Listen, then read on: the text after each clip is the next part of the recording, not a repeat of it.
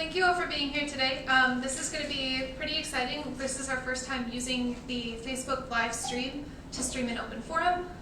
So we're going to be streaming our first two open forums, the one about student class size and experience, and the forum about access to learning fee being used for certifications and exams.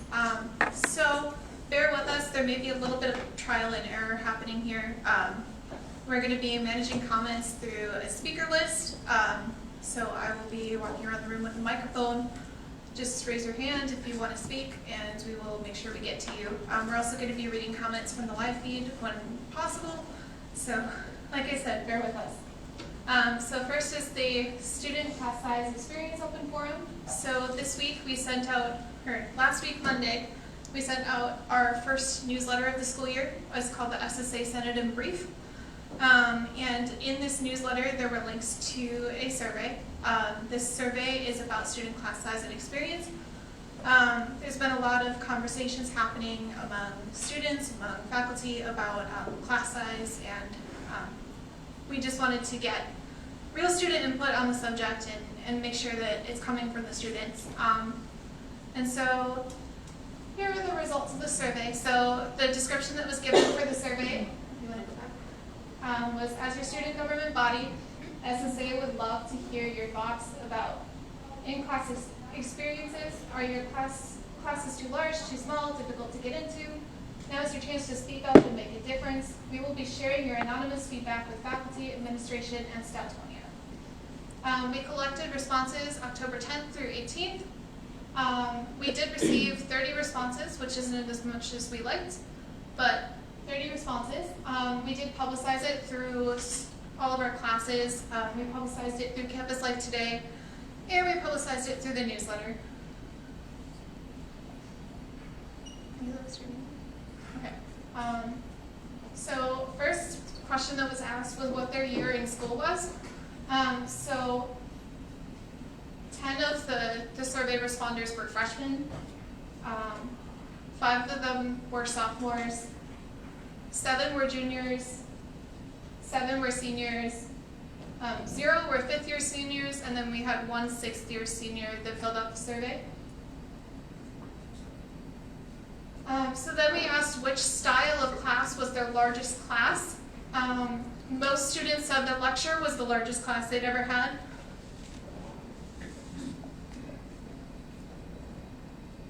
So then we asked them if they had noticed a change in their class size over the course of their time here at Stout. So 14 people said that yes, class sizes are increasing. 16 people said class sizes were neither increasing nor decreasing, and nobody felt that class sizes were decreasing.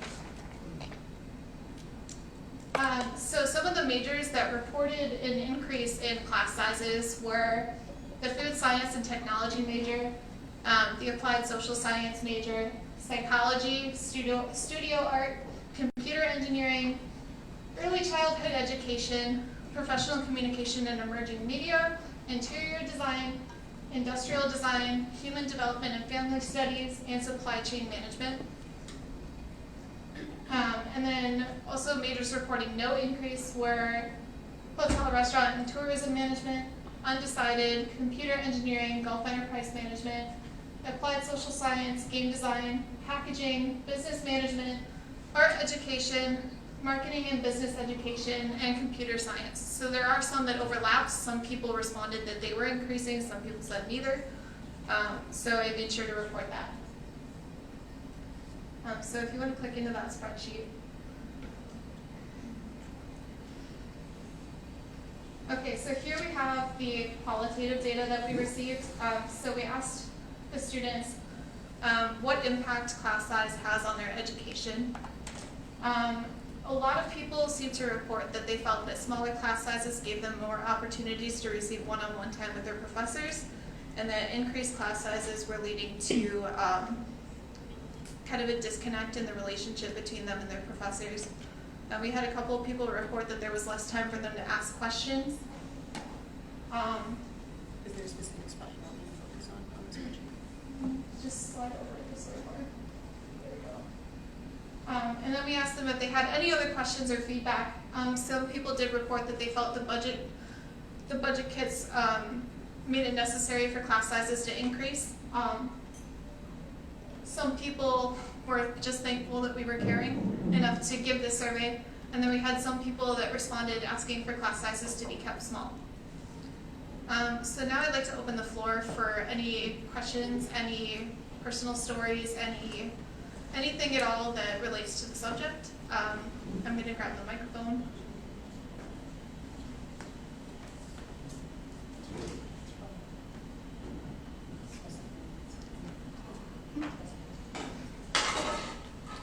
So we're going to allot 1 minute to each speaker.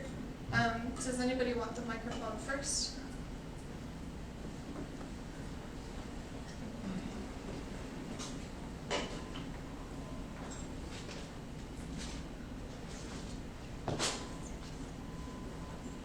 Hi, my name is Brenna Lesner, and I'm a senior here in entertainment design, focus on animation and comics. So something I would like to share is just my own experience with class sizes, coming from an art and design major. Something I have noticed in my classes is in my art history lectures and in some of my studios, having that one-on-one time with the professor is especially important for us because most of our projects are long-term or rather than being research-based, they are based through critique. Something that's not very, that is not easy to do within like a art design class is having critique with a large class size, which I have experienced before because not only do you lack feedback from your professor, you lack feedback from your peers because sorry, and this time with only so many students and so much artwork, you don't get the same opportunities. Does anybody else want the microphone?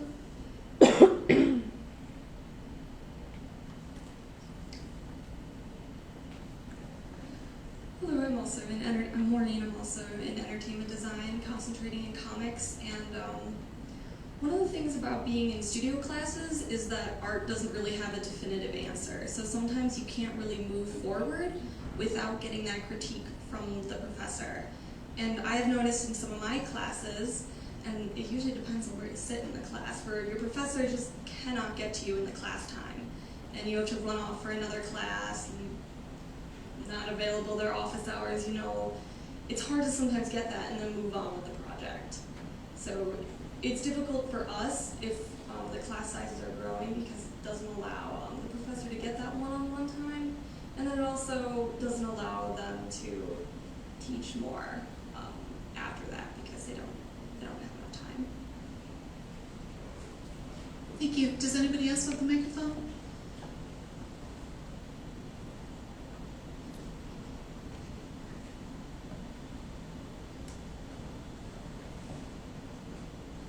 Hi, my name is Isabel Korab. This year, I tried to get into 2 apparel classes, and I unfortunately couldn't.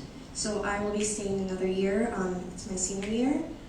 It was kind of an unfortunate event last year, trying to get in. Unfortunately, they were unable to open up any other spots, and I know a lot of other people. I think at least 15 other people were still on the waiting list as well. That couldn't get in, and they also won't be graduating.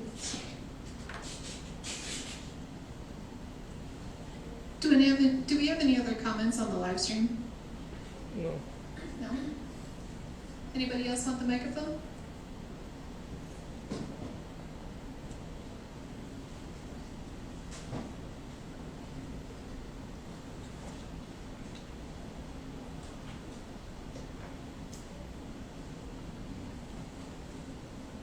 Hi, so I'm Stephanie. I'm the senator for the College of Science, Technology, Engineering, Mathematics, and Management. And I, along with the other senator in this college, have discussed, this ongoing problem that classes are getting too big and there aren't enough different options for classes.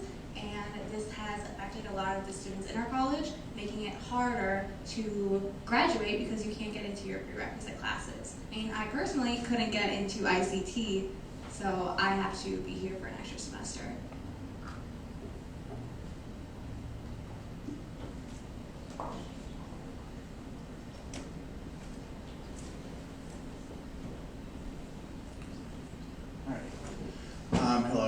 Fulton Sheneke. I'm a senator at large here, and I'm also a senior in human development and family studies.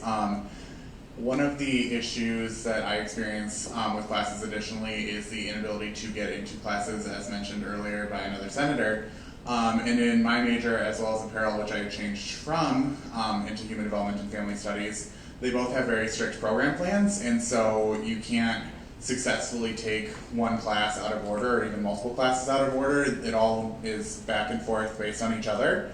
And so in my experience in human development and family studies, when I'm unable to take the class I'm supposed to take and have to skip ahead, it creates a really awful academic environment for me because I am missing information that I should be having. Does anybody else want to speak? Anybody at all?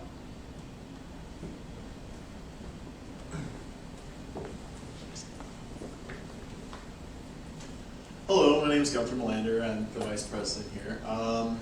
So my major is applied social science with emphasis in history and politics. And so for this semester and the previous semester, I've been in research classes, both qualitative and quantitative.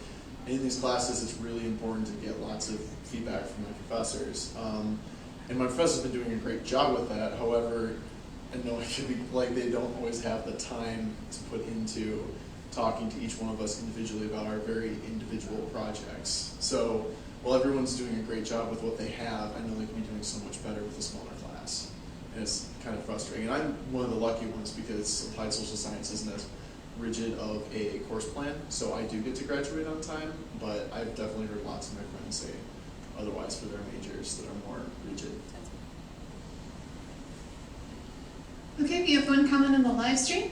This is from Emma Lynn. She says, "Hi, I also feel that limiting the number of class sizes is a very poor decision. Not only do larger class sizes reduce the potential to learn, like Izzy said, a lot of people won't be able to graduate on time due to not being able to register for classes." Thank you, Emma Lynn. Does anybody have anything else?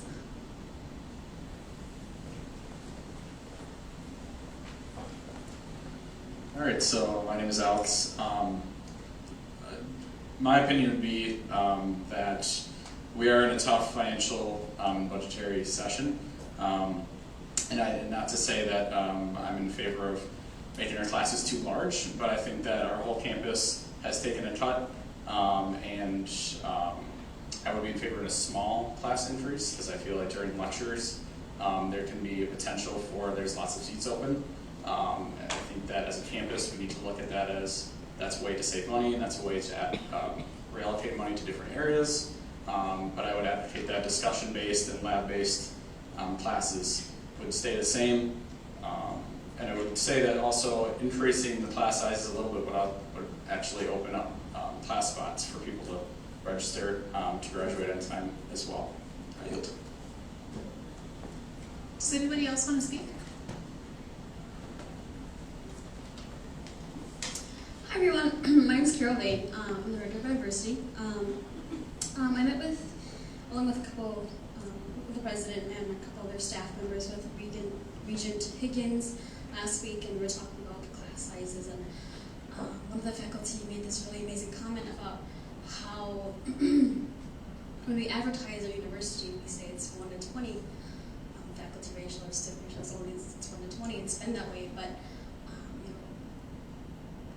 class sizes are increasing, and so we haven't changed the statistics for actually now we're 1 to 40, and we're still, so if we're increasing class sizes, we should be making sure that we're being transparent as well to students who are interested in stuff, and parents as well.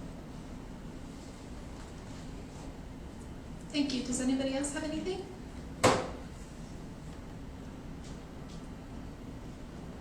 All right. Thank you.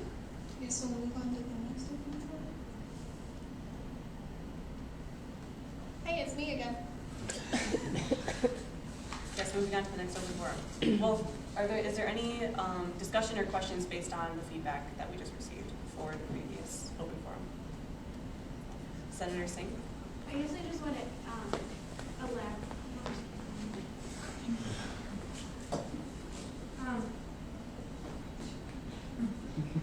elaborate on what Director Verdon said. I think that it's important to acknowledge the tremendous budget cut that we experienced as an entire campus, and I feel like our professors, I'm in the APSS program, and I am really fortunate to have the professors that I do because, and I think I can say that most of our professors, if not all of our professors on campus, are trying to accommodate for the budget cuts that we experience. So to say that we shouldn't experience any class increase is sort of contradictory to needing more time with your professor. So I would say something like, maybe lectures need to be bigger, but those classes, and I'm only speaking from my own experience, but the classes, like I have research classes for my 300 and 400 level classes as a junior and a senior. Those classes could be smaller, but I think there needs to be some sort of increase in class size. Otherwise, there's not going to be any give or take. Thank you. Anybody else have any last minute?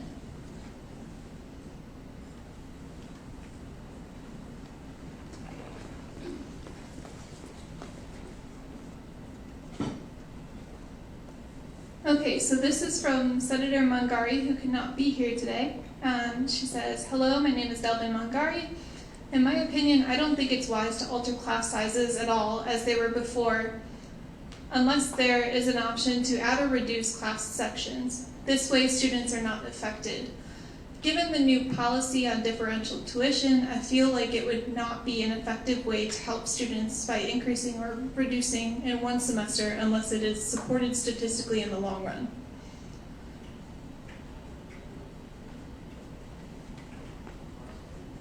Anybody else? Am I missing anyone? All right. Okay, seeing none, we'll now move on to the next open forum, also with Director Travis.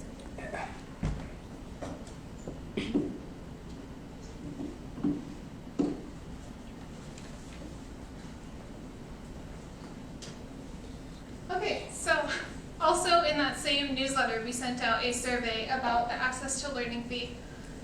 So this has been something that's been discussed quite a few times in our Senate. In the past, so for the past couple of weeks, we've been deliberating on this and debating and not feeling like we had enough information. So we put it out to the students to really get as much feedback as we could. We wanted to make sure we were being representative of their voices as well. So the survey description that we sent out for this said that currently the access to learning fee covers the fees for program required exams and certifications through segregated fees. These costs, ranging from $680 to $350, as listed in the chart below, cover students' course requirements if their program requires them. However, if these certifications were covered through regular tuition or financial aid package instead, there would be more funds available to cover lab hours, lab modifications, classroom upgrades, tutors, and other important costs. I also attached the spreadsheet that we were sent from the Access to Learning Committee that covers exams that were covered last year. Sure. And a definition of segregated fees. So this is basically showing which classes and which exams and certifications were being covered.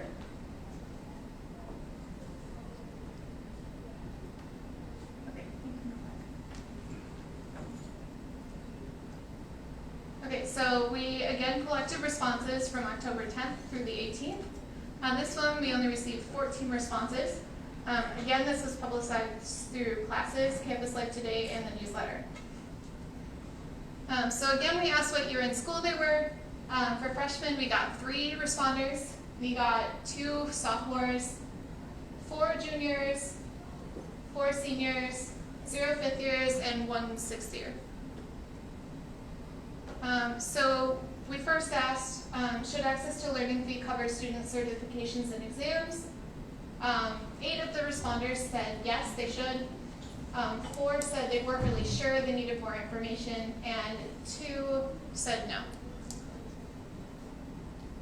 So the majors that reported they wanted to see access to learning cover these certifications were computer engineering, professional communication and emerging media, CIT, HDFS, supply chain management, and ICT.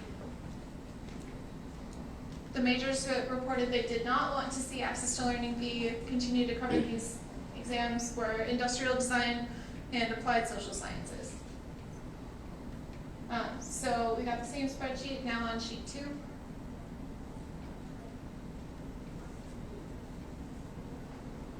Go to access to learning one at the bottom. And so here I laid it out again. This is all anonymous.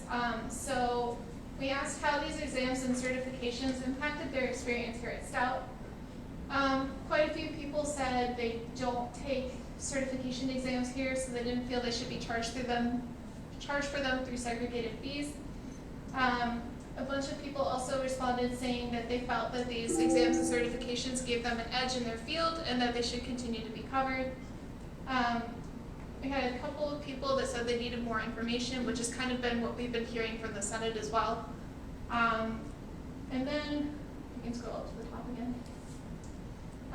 We asked if they had any questions or feedback about this, and there were a bunch of people that chose not to respond to this section, but they appreciated that it was being covered. Some people wanted to see the pros and cons of doing each in a little more extended way. One person responded that they felt access to learning should only cover these if they're required. So that was the survey responders. Does anybody want to chime in on this one?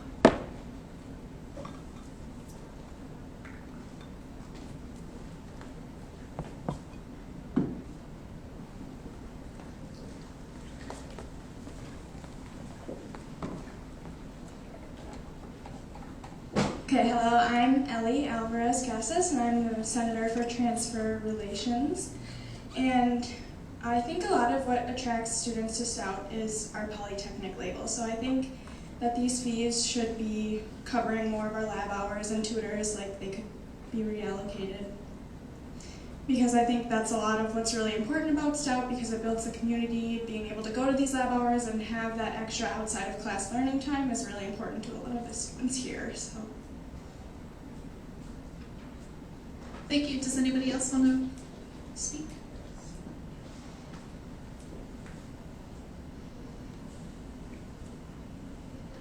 Director Travis, clarification, is this for the purpose of sharing personal stories or for sharing general discussion? Opinions, discussion. Anybody else?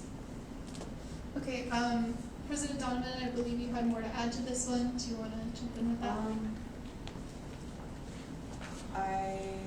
Sure. Okay, so I was just looking through some of the old, previously funded things.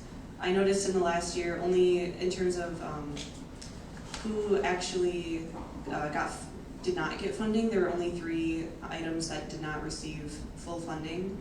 And only one of those was an exam. All of the rest of the exams that were presented got funded. As far as some of the questions that came up from last week, it's difficult to tell a lot of the questions just because they vary from year to year. So specifically determining things like what specific person is benefiting, what classes and majors are benefiting is really hard to tell, as well as what else would be receiving funding if we didn't fund the exams is difficult to tell because those requests vary from year to year as well. So I think that's just important to keep in mind.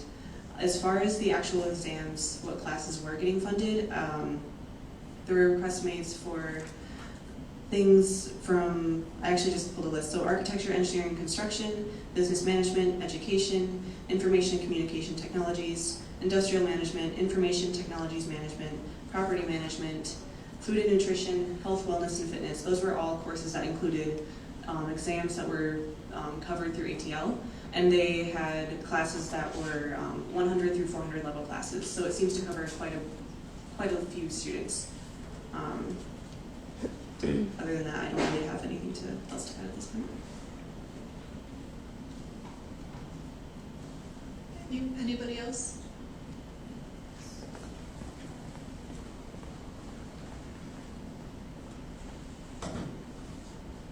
So, question, President Donovan.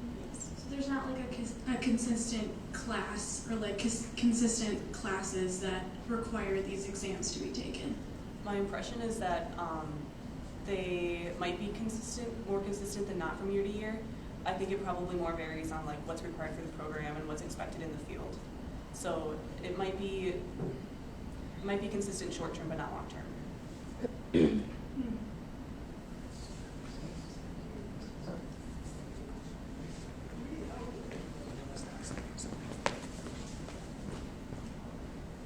I'm getting my exercise for the night.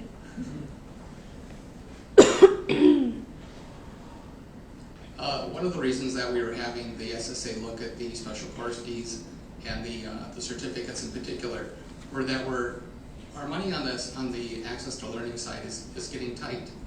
The tutoring centers, require more money. There's more requests coming in because of the budget cuts as well. That's putting a little more stress on this college. And we were trying to find areas, and we thought the certificates, one, we were asking for them in two different ways. You can get them through special course fees, and in the prior years, you could also just get them through the regular access to learning process, which there's two different ways to get access to learning money. And we are making them all ask for the money the same way this year through special course fees. But in the prior years, just so you're aware about who gets the money and why we were looking at it is because operations and management, they got about $38,000 of that total dollar amount you saw up there. And education for their Praxis surveys, their Praxis tests, that's about $50,000 of that money. And so it does focus on a couple of areas pretty heavily, although some of the other areas also get money too. A lot of the money is focused in its particular majors. And so if we're only benefiting a smaller set of students, that's why we were having you think about that as an access to learning item to maybe pull off, to redistribute other access to learning areas. Does that help? Thank you. Does anybody have any other comments or questions or feedback?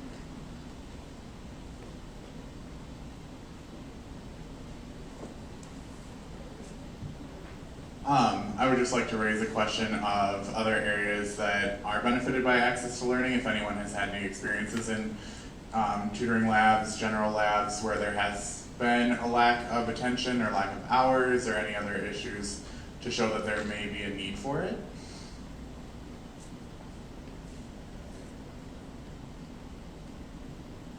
Does anybody want to respond?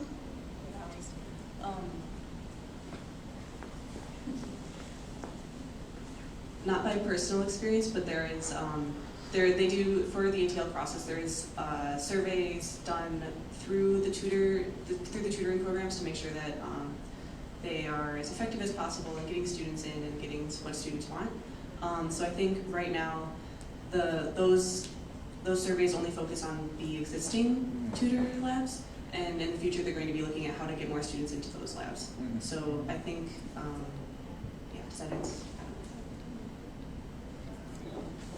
Any follow-up?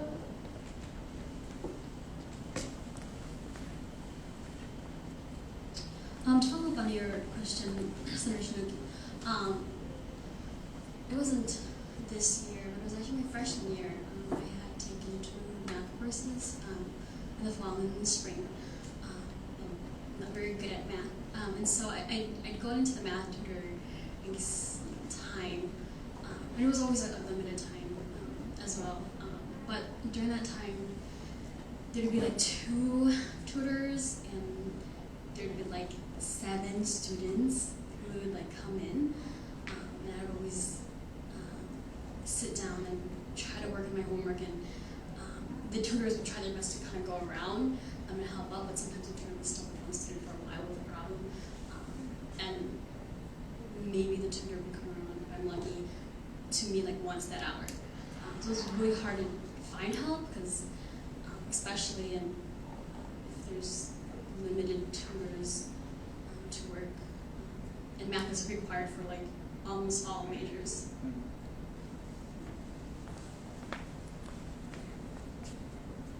Anybody else?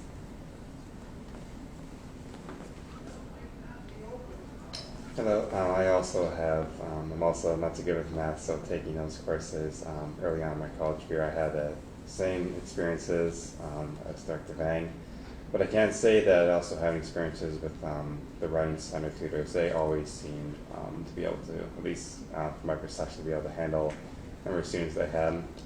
So from my personal experience, I can say it was, what I've experienced, just the math tutors that seem pretty stretched then.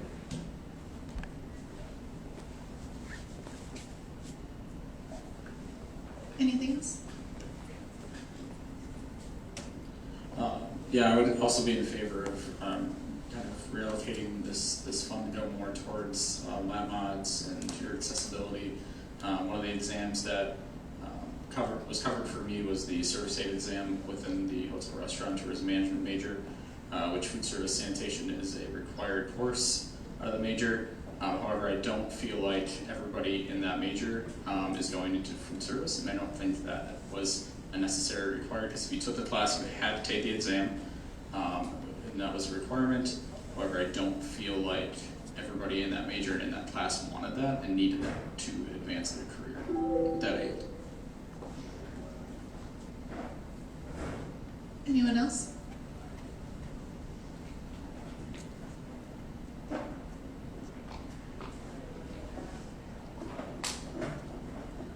So I just want to follow back and talk about the two options that were laid out in terms of ways to move forward with this. So the first one is that to continue to fund the certification exams that are in required courses, which currently are requested through the special course fee process.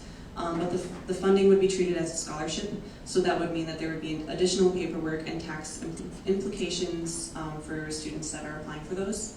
Or the second option would be to stop the current funding and then have the cost of the exams be noted as a special course fee at the time of registration for classes, and then it would be paid by the student directly to the certification organization. In a previous meeting, somebody mentioned, as a previous speaker had mentioned, that they have experienced getting refunded if they pass the exams, and I think that could be a potential third option. And I think it would be, I would recommend coming to a consensus on this tonight.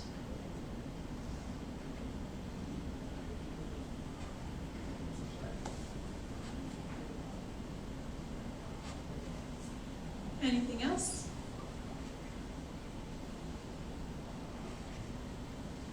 Anything at all?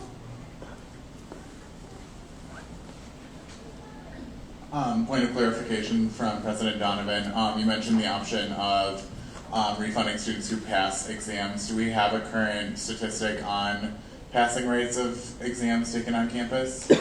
I don't think that data is gathered currently, but it could be required to be in the future.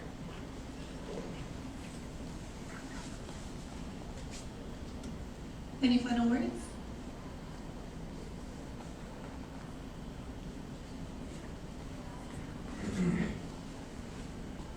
I feel like maybe we're rushing this a little bit. The presentation last week, at least personally for me, was very hard to follow.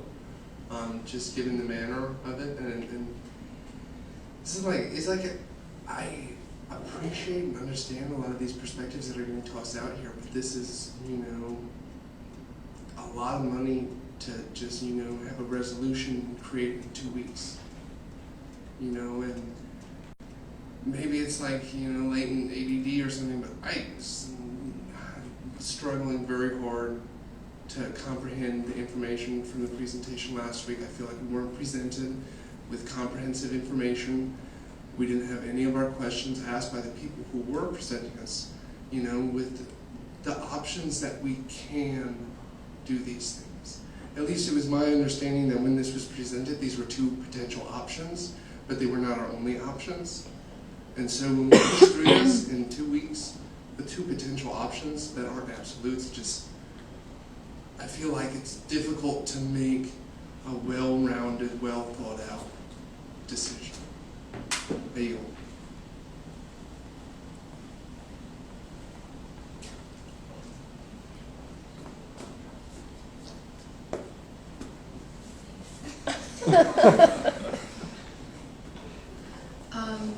I'm Tatiana. I'm kind of in favor of voting on this tonight and kind of getting it out of the way, because I feel like we've had a lot of discussion about it and we've kind of gone like in a circle with it almost, and like I feel like people's opinions and where they stand on it has kind of been pretty consistent, and I feel like the questions that we asked that haven't been answered are questions that there isn't a definite answer to. It's kind of like you have to pick a year and see kind of what happens from my consensus of what's been going on. Is that how you?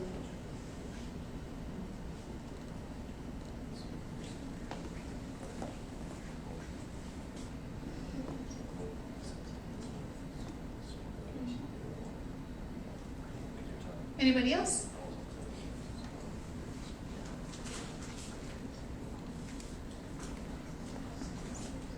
So, I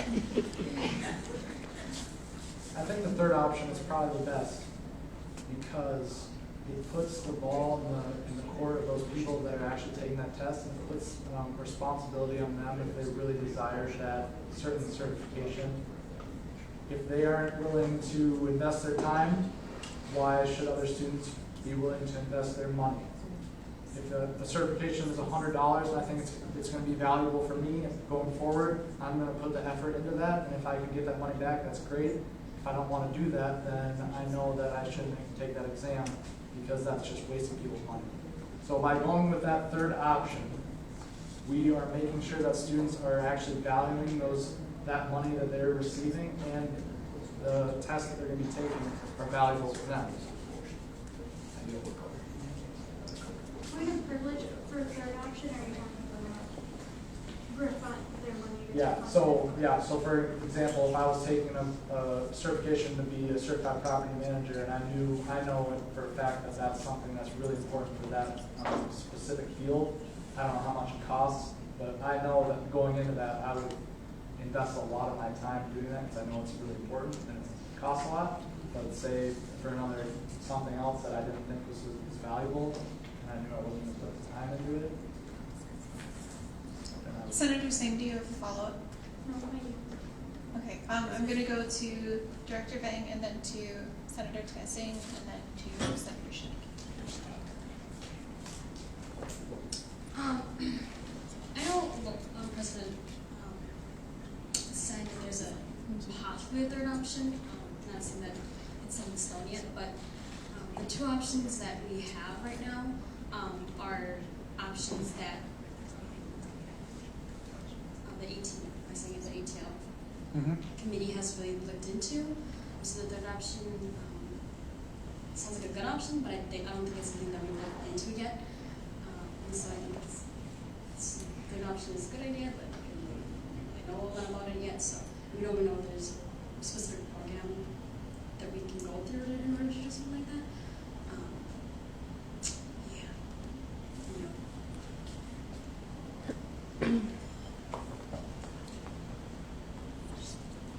I talked to a couple of my constituents who do benefit from both the ATL, how it is working right now, covering, and they work in the labs, and they really emphasize lab mods.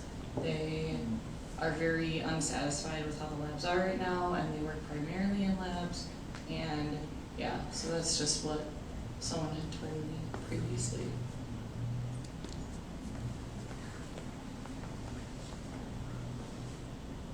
President Donovan is going to override the speaker list. Sorry. Okay. So our advisory committee pointed out that this is quite a large decision to make and should probably not be making through general consensus. So I would recommend writing, if you're interested, writing a motion stating where you stand on this, and then we'll make sure to get it on the agenda for next meeting. And if there's more than one, then we will make sure then that is okay, and especially if they're from different perspectives. And then during the meeting, we can make friendly amendments and have an more official discussion with more official consensus than just through general consensus in a open forum. So are there any questions about that?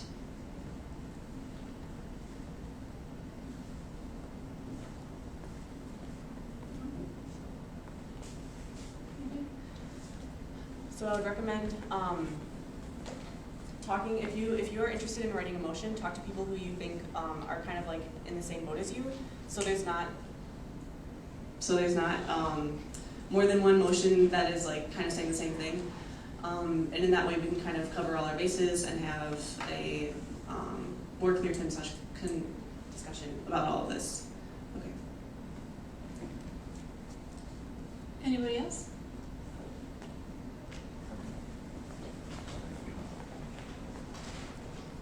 I saw a lot of head nods with the third option, and even if it's not something that is finalized yet, can we look into that before we start making motions and vote on it? Because I think a lot of people are interested in that third option, and I don't want to vote on option 1 or 2 if number 3 is still available.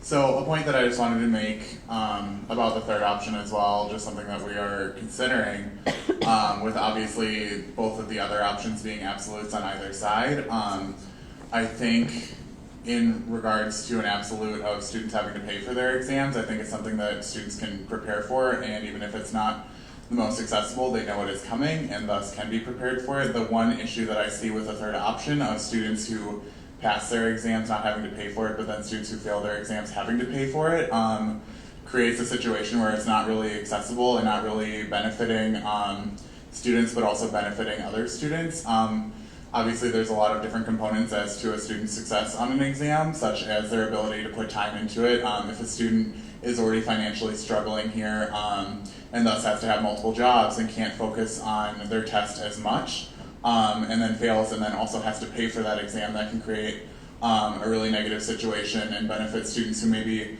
are more able to afford their time here and not have to work multiple jobs and be able to focus on their exams. And I think it just really puts more privilege where there's already privilege and puts more oppression where there's already oppression, with students' accessibility to being able to succeed here academically.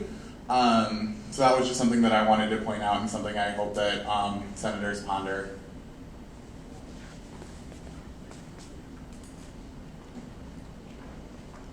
Anybody else?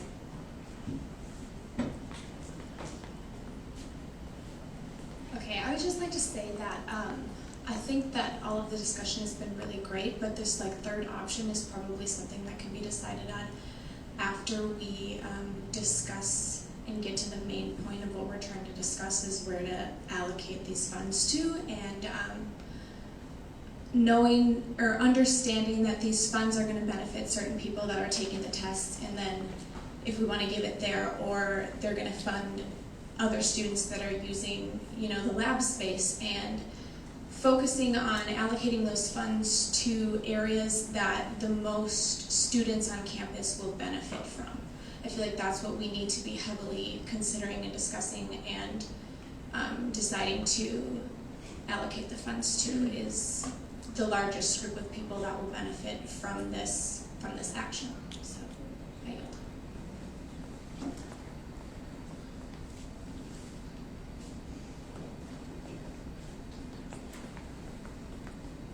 Okay, so if you are interested in writing a motion for any of the things that we discussed about access to learning tonight, please stick around after the meeting and we will sort it out then. Any last words?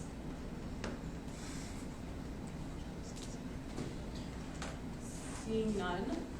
Thanks to the members of the gallery for your patience and your participation.